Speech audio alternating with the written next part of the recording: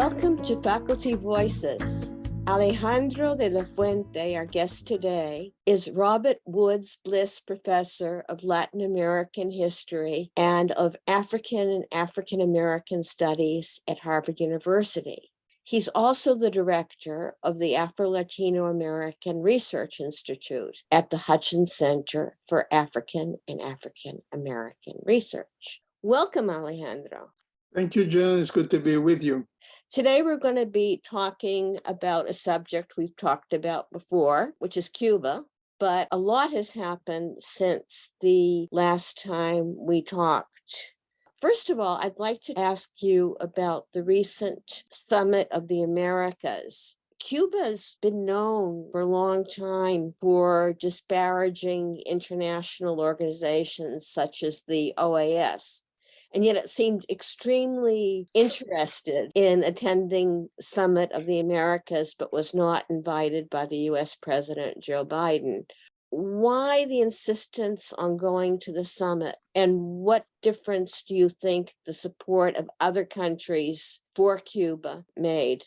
It's a good question. I think on the one hand, Cuba would have been interested and is interested in trying to have a conversation with the current administration of President Biden that would somehow lead to a process of what they would define as normalization that would basically go back to the moment of the Obama administration, to go back to that moment of opening and hope that, of course, got foreclosed with the election of Donald Trump, but that in fact was not used by Cuban authorities. Because the tragedy of this is that once the Obama administration created opportunities to move forward on a number of fronts in the bilateral agenda, Cuban authorities got cold feet.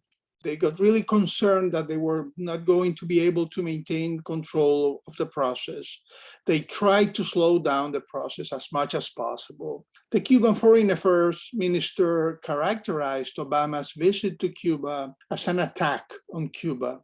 But they eventually realized that they had missed that opportunity. 4 years or 5 years later, I think they have a clear sense that they actually need desperately to have a different working arrangement with the United States that will make it easier for Americans to travel to the island, that will make it easier for Americans to spend money in the island, to perhaps invest in the island, to go back to the moment that Obama had created. When they realized that this was not likely to happen, that they were not going to be invited, although the administration had not quite said this officially, okay? There was some ambivalence around this until the very last minute.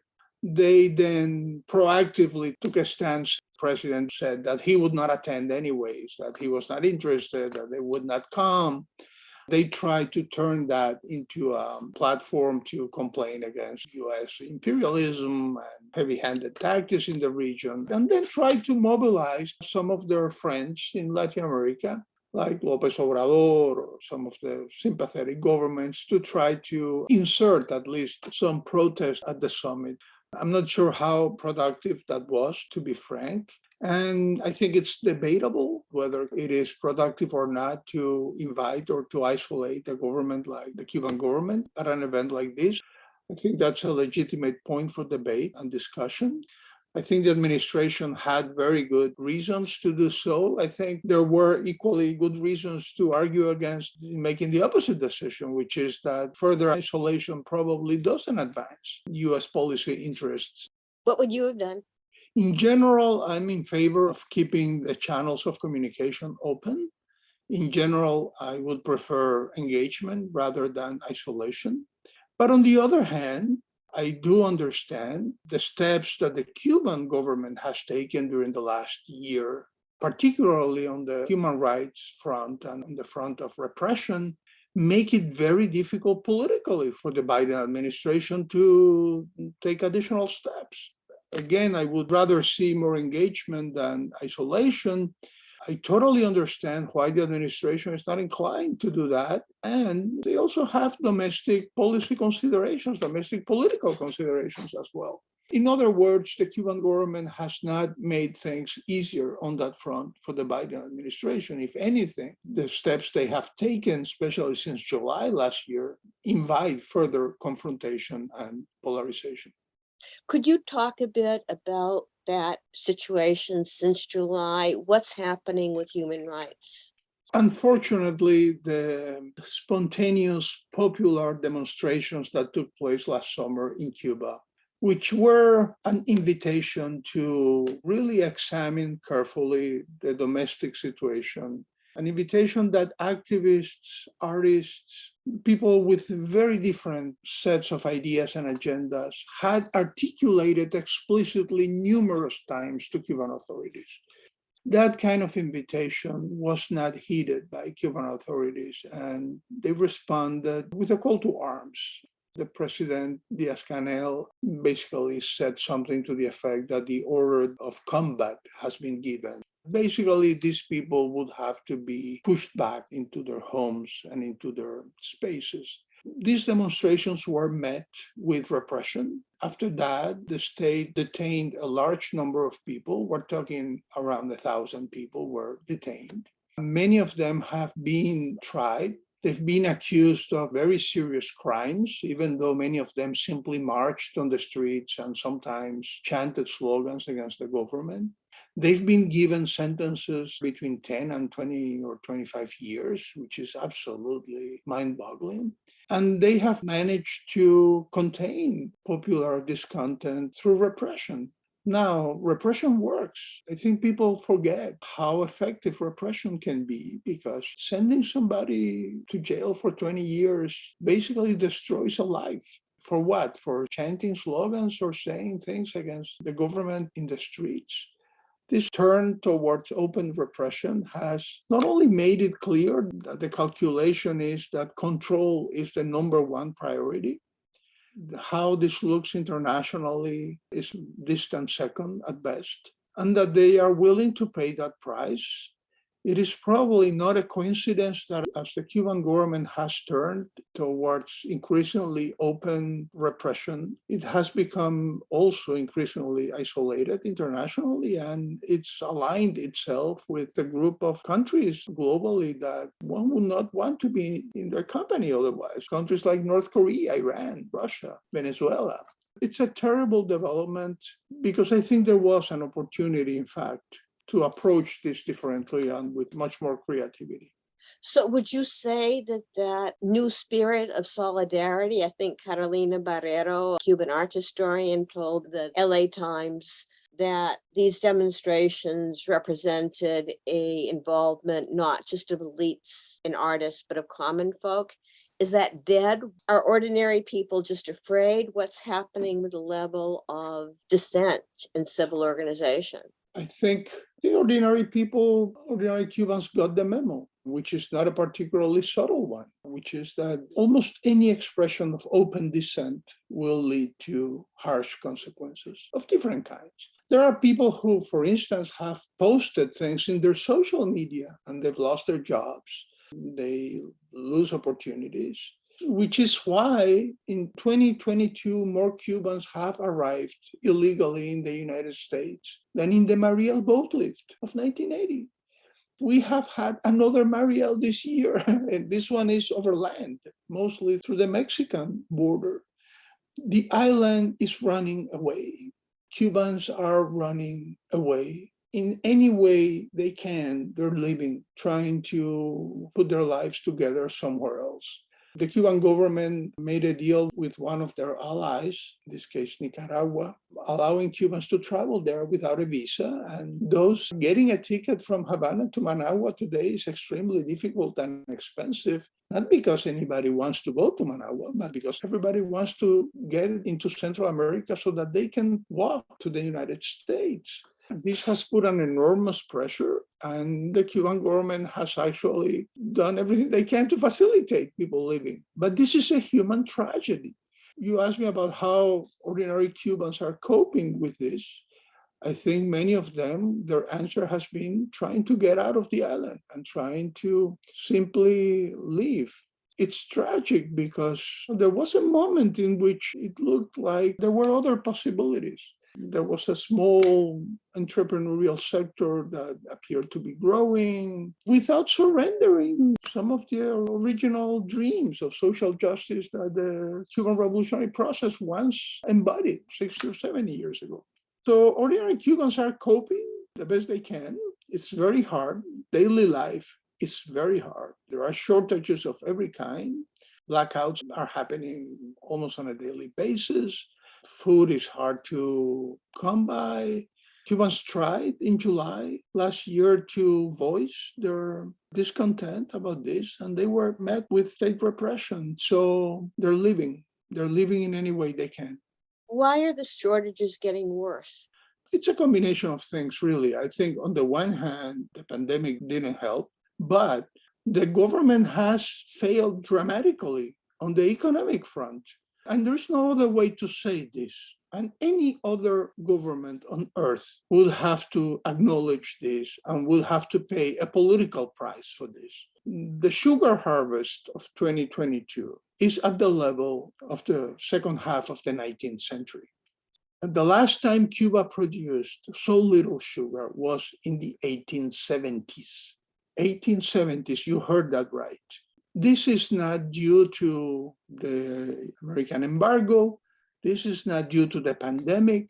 This is due to the fact that there is very little incentive to work, that state enterprises are massively, massively inefficient, and that Cuba is not even able these days to produce sugar, which used to be something that the island was a world leader of sugar production in the past. We're talking less than 500,000 tons. So you have an idea, in the 1980s, Cuba produced about 8 million tons per year. So now it's producing less than 500,000 tons. And the trend has been downward during the last few years in sugar. But production of other items like coffee has also collapsed. This is not due to the pandemic. Now, on top of that, and this is related to the pandemic, the recovery of the tourist economy has been very slow, especially compared to other tourist markets in the region like the Dominican Republic. In part because Cuba has been in the news in rather negative ways for the last year. I think that's probably having some impact. Cuba also lost the Russian market, which was an important market with this crazy war, this crazy invasion of Ukraine. So that's not helping either. So once you put all these things together, you have a fairly dire economic situation, in fact. I understand that there recently have been some US-Cuban related rule changes that will allow US citizens to travel on group educational tours and to attend professional meetings and conferences, and that also lift the limits on family remittances, and to allow US citizens to send funds to non-family members on the island. Do you think this is going to make any difference at all in the lives of ordinary Cubans? Yes, it will. It will make a difference. And it could make a very important difference if Cuban authorities create conditions to make those flows as normal as possible. By that, I mean the whole question of sending remittances is now hindered by the fact that there are regulations that basically ban some of Cuba's military organizations from controlling and benefiting. There's a need to create alternative mechanisms that will make those flows easier.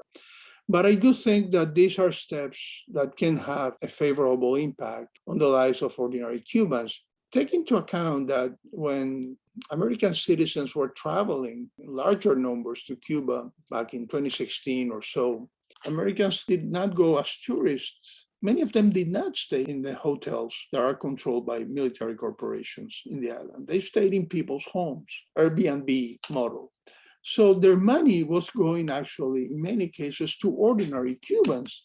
And they were living in neighborhoods. They were not going to these tourist enclaves like Varadero, to which very few Cubans go. So they were not only injecting money into the pockets of ordinary Cubans, but they were living in the areas where ordinary Cubans live. They were in the same neighborhoods, in the houses, talking to people, supporting their businesses, their various initiatives, ventures. they had an impact. They had quite an impact on the lives of ordinary Cubans in many different ways. And that was actually a fairly good model because it was something that was much more democratic. And those funds were reaching out to larger numbers of ordinary Cubans than the typical model of the state-related corporation that controls the hotels and the tourist packages. So this was American tourists who were not technically tourists. And because they were not technically tourists, they were actually kind of entering Cuban life in a different way and having quite an impact. So do you think these new regulations in a short run can help the Cuban economy? Yes, I think they will help the Cuban economy, but I don't think they can save the Cuban economy. I think they can contribute, they can help, they won't hurt. But the Cuban economy needs serious structural transformations. This is something that Cuba-based economists have been saying for decades. And people who do not listen on the government end, and also in American academia, which there are many people who are not willing to listen to our Cuba-based colleagues when they don't say what they want to hear. The Cuba-based economists have been calling for these transformations for years, if not decades. They have been trying to convey to the government that these transformations are needed. What sort of transformations are we talking about? And is it economic resistance or political resistance? I think the key word is control. I think the key word is always control. A key economic transformation has been to basically liberalize agricultural production and the distribution of agricultural products, to eliminate the state monopoly that now controls the acquisition and distribution of most agricultural products, and that is massively inefficient, doesn't pay what it should pay, pays late, and then loses some portion of the produce in the distribution chains, which are also very inefficient. Now, this is not something out of a CIA playbook. This is something that Cuba-based economists, many of them had positions at the University of Havana's School of Economics until all of them were one way or the other expelled from there at various points. Some of them have visited us at Harvard and have worked with us. This is something that they have been demanding for years. It hasn't happened probably because government authorities are terrified of losing control, of not having control. If we're going to talk about economic prosperity in Cuba, most reasonable economists would agree on this. These transformations are unavoidable. Therefore, whatever the US does in terms of facilitating this or facilitating that will help, but it's not going to solve the problem. This is a Cuban problem. Looking back at, again, the Summit of the Americas and the countries such as Mexico, which decided to sympathize with Cuba, in the past, when countries like Mexico have played a key part in being leftist sympathizing but non-US players, I'm thinking about the Nicaraguan Revolution in particular. Do you think Mexico or other countries in Latin America, which are now in the leftist realm, might play a constructive role in Cuba, both politically and economically? I am somewhat skeptical of that. First, because I'm not even sure, June, that labels like left now actually have the sort of descriptive and analytical value that they once had. Is Venezuela a leftist government? I would have serious arguments against that. Is the Chilean government a leftist government? I think so. It's an elected government. It's a democratic left. President Boric has voiced sympathy. It's one of the voices that was heard about Cuban participation at the summit. At the same time, he acknowledged in unequivocal terms that he could not condone the human rights violations that are happening in Cuba. So if we're going to use a term or a label like left to put somebody like Maduro and Boric under the same umbrella, I think we're not doing justice to somebody like Boric, whose respect I have, among other things, because he ran his campaign, mobilized the population, put forward an agenda, got the popular support needed, and now will try to do his work. So what to do with this administration's so-called left which are in fact authoritarian regimes that frequently promote certain forms of state capitalism rather than the old socialist model. It's a different ecology, it's a different landscape. The role that Mexico could play and did play in the 1960s, 70s, in the 80s during the Nicaraguan Revolution that you referenced before, I think it's a fairly different situation now. Nicaragua is a great example. Compare Daniel Ortega of 1979 and the Daniel Ortega of 2022. You want a greater contrast? You had talked about that you're a collaborationist. Do you have any collaborations on individual bases going forward in Cuba for the next year? Oh, yes, of course, yes. We maintain a fairly active agenda of exchanges and collaboration with numerous Cuban colleagues in a variety of fields. And I will continue to promote those exchanges and those collaborations going forward.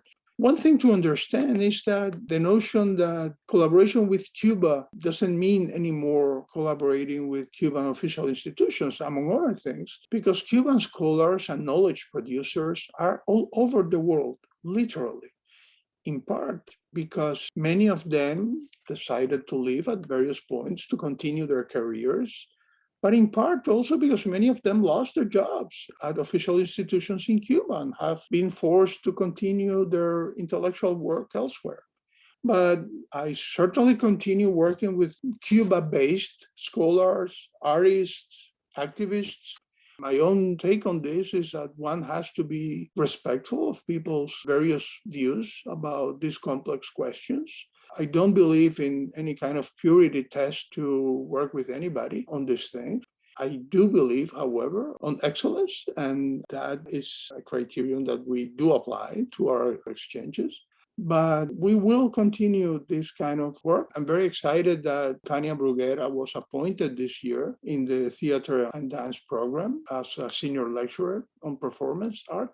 We're going to have next year, through the Scholars at Risk program, a very talented former faculty member at the law school at the University of Havana, Julio Antonio Fernandez Estrada, one of the important voices of dissent, of enlightened and academically sound dissent that have come out of Cuba in the last few years. Unfortunately, Fernandez Estrada lost his job at the University of Havana, which is a tragedy. But I'm very happy that he's going to be spending the year with us.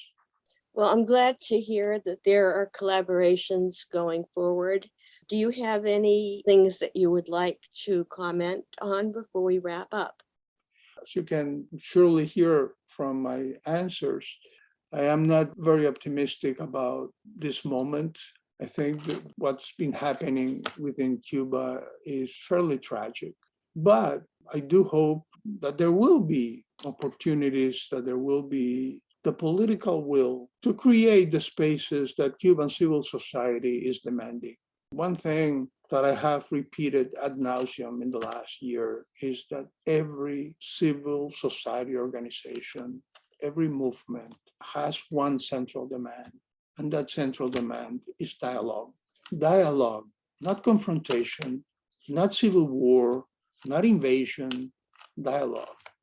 Shouldn't be so hard to promote that dialogue. And if there is anything we can do from our space to facilitate and support that, we will do it. Thank you, Alejandro. You've been listening to Alejandro de la Fuente. He's Robert Woods Bliss Professor of Latin American History and of African and African American Studies at Harvard University. He's also the director of the Afro-Latin American Research Institute at Harvard's Hutchins Center for African and African American Research. Thank you, Alejandro. Pleasure.